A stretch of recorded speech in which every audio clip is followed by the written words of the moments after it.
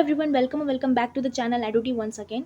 सो आज के इस वीडियो में हम AIIMS BSc nursing entrance exam के मोस्ट रिपीटेड क्वेश्चंस कवर करेंगे जो आपके प्रीवियस ईयर क्वेश्चन पेपर्स में आए गए क्वेश्चंस हैं। और ये क्वेश्चंस आप लोगों के यूपी सीनेट के लिए भी इंपॉर्टेंट हैं, बिकॉज जो यूपी सीनेट का पेपर होता है वो एम्स बीएससी नर्सिंग से काफ़ी क्वेश्चंस को रिपीट करता है बार बार। जैसे कि नीट में जो फिजिक्स पोर्शन होता है उसमें कुछ ना कुछ क्वेश्चंस आईआईटी के क्वेश्चंस भी रखे होते हैं। इसीलिए क्योंकि अब लेवल मॉडरेट से हाई होता जा रहा है, तो एम्स का आपको लेवल पता ही है कि ऑलवेज थोड़ा बहुत हाई ही रहता है, ठीक है, बाकी एग्जाम से। तो यूपी सीनेट में क्या है, अब एम्स के भी कुछ क्वेश्चंस रिपीट कर लिए जाते हैं एज इट इज़, इसीलिए इस पेपर को सॉल्व करना बहुत ज़्यादा इंपॉर्टेंट है। बाकी एम्स वाले बच्चों के लिए तो इंपॉर्टेंट है ही, क्योंकि ये क्वेश्चन ज़्यादातर एम्स बीएससी नर्सिंग में बार बार पूछे जाते हैं, ठीक है। तो जो भी इंपॉर्टेंट क्वेश्चन हैं एम्स बीएससी नर्सिंग के, वो यहाँ पर हम कवर करेंगे। तो चलिए शुरू करते हैं फर्स्ट क्वेश्चन से। पहला क्वेश्चन जो बहुत ज़्यादा बार बार रिपीट किया जाता है वो ये है, the site of protein synthesis in cell is. कोशिका में प्रोटीन संश्लेषण का स्थान क्या होता है, ये कहाँ होता है? ऑप्शन है राइबोसोम, लाइसोसोम, गोल्जी बॉडी या फिर वैक्यूल। तो करेक्ट आंसर क्या होगा? ए, राइबोसोम। प्रोटीन सिंथेसिस की जो साइट होती है सेल में वो होती क्या है हमारी? राइबोसोम। नेक्स्ट क्वेश्चन है, which blood vessels carries deoxygenated blood from heart to lungs. कौन सी रक्त वाहिका हृदय से फेफड़ों तक अशुद्ध रक्त को ले जाती है? तो हार्ट से लंग्स में डीऑक्सीजनेटेड ब्लड कौन सी वेसल्स लेके जाती है? Aorta, pulmonary vein, pulmonary artery या फिर वेना कावा। तो करेक्ट आंसर होगा C, that is pulmonary artery. Next question है हमारा, the hormone secreted by thyroid gland is. Thyroid ग्रंथि द्वारा स्रावित हार्मोन कौन सा होता है? ऑप्शंस हैं इंसुलिन, थायरॉक्सिन, एड्रेनलिन या फिर एस्ट्रोजन। तो करेक्ट आंसर क्या होगा? B, thyroxine. थायराइड ग्लैंड से हमारा थायरॉक्सिन, T3, T4 ये सारे हार्मोन्स रिलीज होते हैं। Next question, which phase is known as synthetic phase of a cell cycle. कोशिका चक्र की कौन सी अवस्था सिंथेटिक फेज कहलाती है? ऑप्शन है G1 phase, G2 phase, S phase या फिर एम फेज। तो करेक्ट आंसर क्या होगा? सी, यानी कि एस फेज, ठीक है। फिर नेक्स्ट क्वेश्चन है, विच vitamin is essential for blood clotting. कौन सा वाइटामिन यानी कौन सा वाइटामिन रक्त का थक्का जमाने के लिए स्पेशल यानी आवश्यक होता है? ऑप्शन से vitamin A, vitamin C, vitamin D, vitamin K. तो करेक्ट आंसर होगा विटामिन के। ये क्वेश्चन सी नेट में भी काफ़ी बार रिपीट हुआ है और आपका एम्स में तो पूछा ही गया है, ठीक है। और यहाँ पे बायोलॉजी, फिजिक्स, केमिस्ट्री सारे क्वेश्चन मिक्सअप हैं, तो ऐसा कोई स्पेसिफाई नहीं है कि पहले बायोलॉजी फिर केमिस्ट्री, तो इसमें आपको मिक्स क्वेश्चन देखने को मिलेंगे, ठीक है। हमारा नेक्स्ट क्वेश्चन है, the functional unit of kidney is.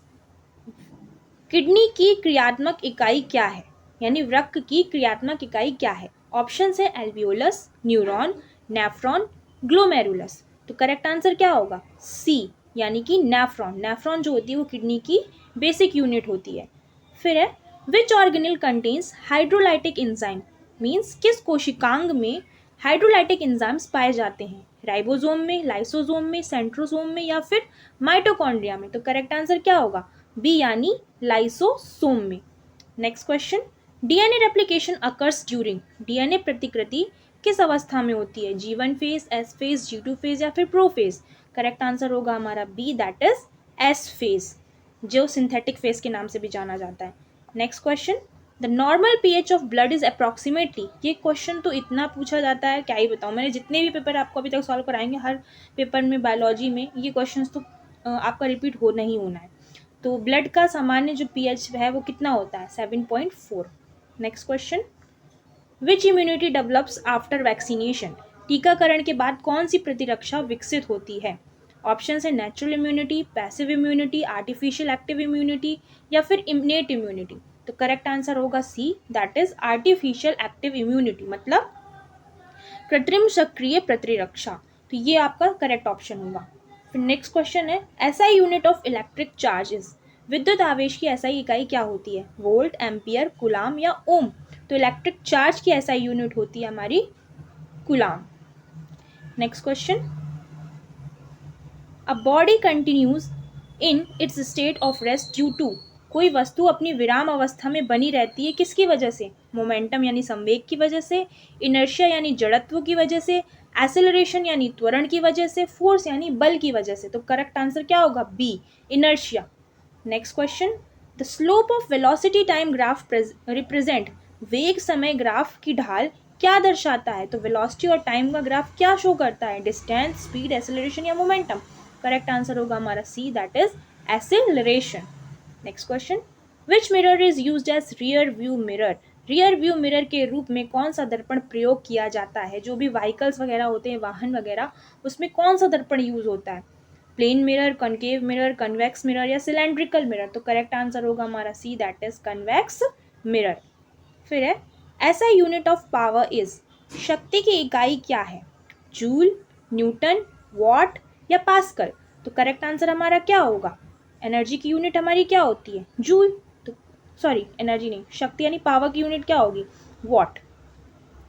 Next question, escape velocity depends on, पलायन वेग किस पर निर्भर करता है? Mass of body, radius of planet, mass and radius of planet, density of atmosphere? तो करेक्ट आंसर होगा B, that is radius of planet, ग्रह की त्रिज्या पर। नेक्स्ट क्वेश्चन है हमारा, which lens is use to correct myopia? निकट दृष्टि दोष को सुधारने के लिए कौन सा लेंस प्रयोग होता है? कन्वेक्स लेंस यानी उत्तल लेंस, कनकेव यानी अवतल, सिलेंड्रिकल यानी बेलनाकार या फिर बाईफोकल यानी द्विफोकसी लेंस? तो करेक्ट आंसर हमारा इसके लिए क्या होगा? बी, यानी कि कॉन्वेक्स लेंस। अगर यहाँ पे हाइपरमेट्रोपिया होता यानी दूर दृष्टिकोण होता, तब आंसर हमारा कन्वेक्स हो जाता। तो इसको थोड़ा सा याद कर लेना कि किस में कन्वेक्स है, किस में कॉनकेव है।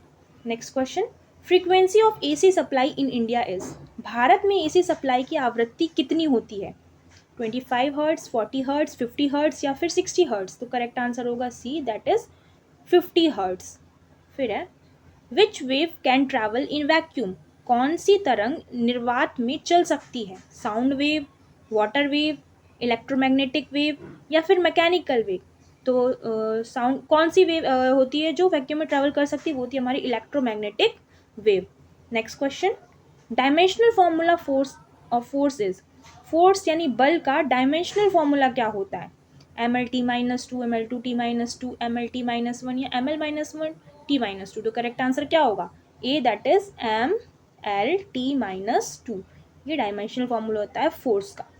Next question, the strongest acid among the following is, निम्नलिखित में से सबसे प्रबल अम्ल कौन सा है? Cl, CH3COOH, H2CO3 या फिर H2S? तो करेक्ट आंसर होगा क्या? A, that is HCl। फिर नेक्स्ट क्वेश्चन है, Avogadro number is equals to, Avogadro number किसके बराबर होता है? तो इसका करेक्ट आंसर होगा ए, दैट इज 6.022 इंटू 10⁻23।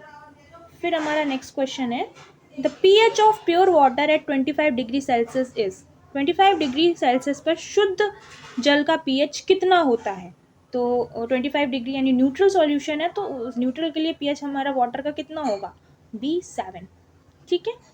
फिर है which gas is evolve when zinc reacts with dilute HCl, जब जिंक डाइल्यूट HCl के साथ अभिक्रिया करता है तो कौन सी गैस रिलीज होती है? ऑक्सीजन, हाइड्रोजन, नाइट्रोजन या फिर क्लोरीन? तो करेक्ट आंसर क्या होगा हमारा? बी, यानी कि हाइड्रोजन गैस। ठीक है। फिर नेक्स्ट क्वेश्चन है, hybridisation in methane is, methane का हाइब्रिडाइजेशन कितना होगा? तो मीथेन का फॉर्मूला क्या होता है? CH4, जिसमें हर हाइड्रोजन कार्बन से किस बॉन्ड से जुड़ा होता है? सिंगल बॉन्ड से, और सिंगल बॉन्ड के लिए हमारा हाइब्रिडाइजेशन क्या होता है? sp3, that is C option is the correct answer.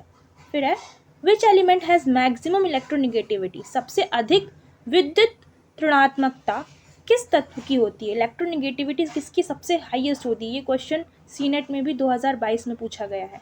ठीक है। तो ऑप्शन है ऑक्सीजन, नाइट्रोजन, क्लोरीन या फिर फ्लोरीन? तो करेक्ट आंसर हमारा क्या होगा? डी, यानी कि फ्लोरीन। फ्लोरीन की सबसे ज़्यादा इलेक्ट्रोनिगेटिविटी होती है। फिर the catalyst used in Haber processes, Haber process में प्रयुक्त कैटलिस्ट क्या होता है? तो हैबर प्रोसेस क्या होती है? जिसमें अमोनिया फॉर्म होती है, जिसमें नाइट्रोजन यानी N2+3 हाइड्रोजन मॉलिक्यूल मिलके क्या बनाते हैं? अमोनिया, यानी NH3, 2 मॉलिक्यूल्स ऑफ अमोनिया। तो यहाँ पर एज अ कैटलिस्ट कौन काम करता है? Iron, Fe। करेक्ट आंसर क्या होगा? B, that is iron. फिर है ऑक्सीडेशन इन्वॉल्व्स, ऑक्सीकरण में क्या होता है? Gain of electron, loss of electron, gain of neutron या फिर लॉस ऑफ प्रोटॉन? तो करेक्ट आंसर हमारा क्या होगा? बी, यानी कि लॉस ऑफ इलेक्ट्रॉन। अगर लॉस ऑफ इलेक्ट्रॉन हो रहा है, इलेक्ट्रॉन त्याग रहा है वो, तो उसको हम बोलेंगे ऑक्सीडेशन यानी ऑक्सीकरण। यहीं पर अगर गेन ऑफ इलेक्ट्रॉन होता तो फिर वो हो जाता रिडक्शन। ठीक है।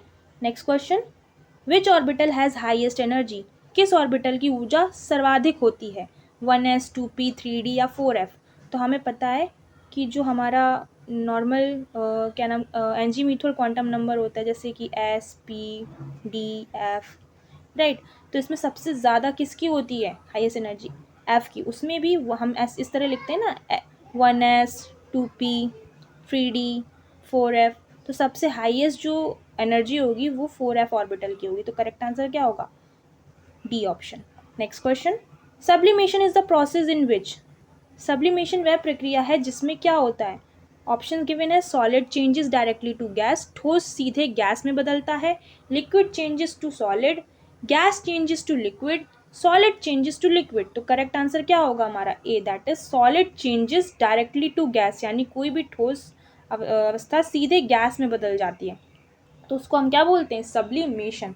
तो ये कुछ इंपॉर्टेंट क्वेश्चन थे जो हर बार रिपीट होते ही होते हैं कुछ ना कुछ एग्ज़ाम में, या फिर आपके अदर स्टेट का कोई बीएससी नर्सिंग एंट्रेंस एग्ज़ाम हो, यूपीसी नेट हो, या फिर खुद एम्स बीएससी नर्सिंग क्यों ना हो, उसमें ये क्वेश्चंस आते ही हैं। कुछ क्वेश्चंस में बहुत इजी लगते हैं, लेकिन हमको पता है कि सारा जो पेपर है वो हाई लेवल क्वेश्चन से नहीं भर देंगे, कुछ क्वेश्चन उसमें मॉडरेट ईजी सब रखते हैं, ठीक है। तो इसमें सारे ही क्वेश्चन मैंने कवर किए। तो आई होप आप लोगों को सारे क्वेश्चन समझ में आए होंगे। खुद से भी पहले आंसर करना, फिर खुद देखना कि आपने कितना करेक्ट किया। So this is all about today's video. Thank you so much for watching it.